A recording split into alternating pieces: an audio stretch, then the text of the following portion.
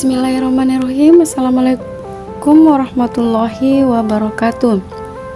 Sebelumnya, perkenalkan, nama saya Sri Rahayu dari Ekis 5C kelompok 1. Adapun tujuan saya di sini yaitu untuk menjelaskan basis komunikasi pemasaran.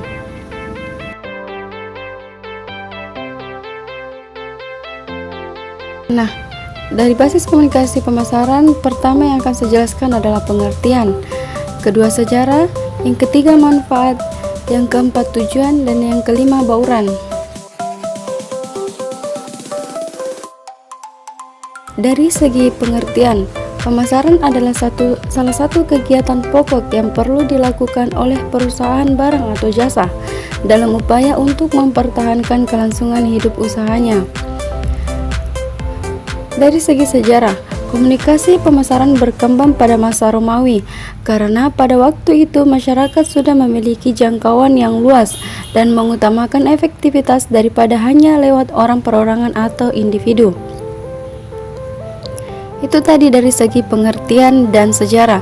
Sekarang kita melangkah ke manfaat komunikasi pemasaran. Dalam manfaat komunikasi pemasaran yang terdapat yang pertama yaitu memudahkan pembuatan kerangka komunikasi, mengetahui latar belakang dengan baik, membuat rincian strategi, proses komunikasi pemasaran lebih cepat, memberi kemudahan dalam menyusun komunikasi pemasaran, membuat alur komunikasi, membuat komunikasi pemasaran lebih terarah. Tujuan menjadi lebih fokus, menjadi persiapan awal, dan yang terakhir yaitu memudahkan koreksi. Itu tadi dari segi manfaat.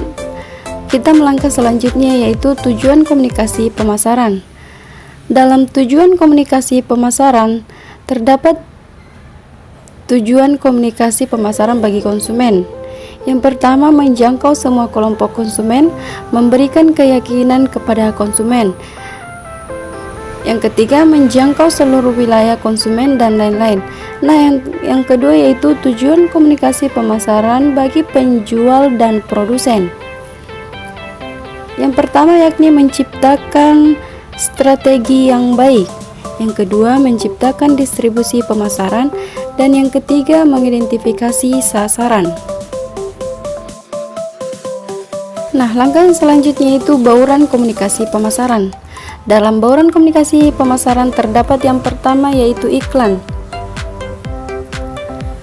Iklan adalah struktur informasi dan susunan komunikasi non-personal yang dibiayai dan bersifat persuasif dan promosi tentang produk, jasa atau ide oleh sponsor yang teridentifikasi melalui berbagai macam media. Yang kedua, promosi penjualan.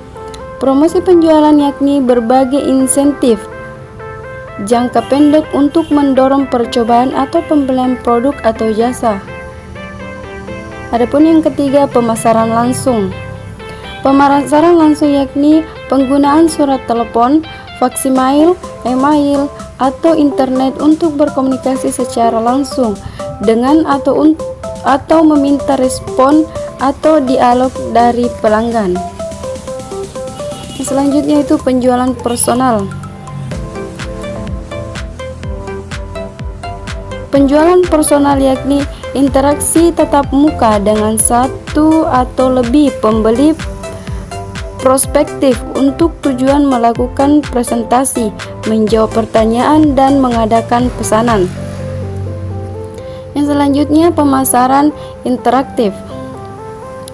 Pemasaran interaktif yakni kegiatan atau program online yang dirancang untuk melibatkan pelanggan dan secara langsung atau tidak langsung meningkatkan kesadaran, memperbaiki citra, dan menciptakan penjualan produk dan jasa.